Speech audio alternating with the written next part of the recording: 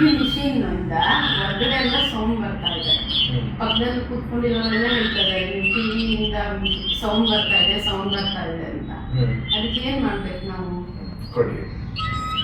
So ಇದು ಏನಂದ್ರೆ, ಒಂದು ಈ ಟಿಪ್ ಇದೆ ಅಲ್ಲ, ಇದು ಬಂದು ಯಾರು ಬೇಕಾದ್ರೂ ಹಾಕೋಬಹುದು.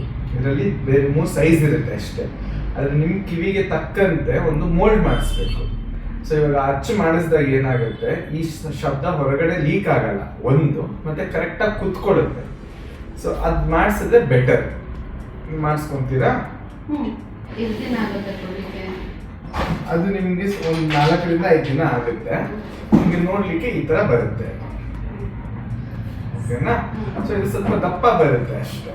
ಬಟ್ ನಿಮ್ಗೆ ಕೂರಕ್ಕೆ ಫಿಟ್ ಕರೆಕ್ಟ್ ಆಗಿರುತ್ತೆ. ಮತ್ತೆ ಶಬ್ದ ಸೌಂಡ್ ಏನು ಗುಯಿ ಅಂತ ಹೇಳ್ತಾ ಇದೀರಲ್ಲ, ಆ ಶಬ್ದ ಲೀಕ್ ಹೊರಗಡೆ ಬರಲ್ಲ.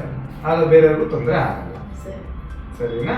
ಸೊ ಇದಕ್ಕೆ ಫಸ್ಟ್ ಅಳತೆ ತಗೋಬೇಕು. ಅಳತೆ ತಗೋತೀನಿ, ಆಮೇಲೆ ಅಚ್ಚು ಮಾಡಿಸ್ಕೊಳ್ತೀನಿ.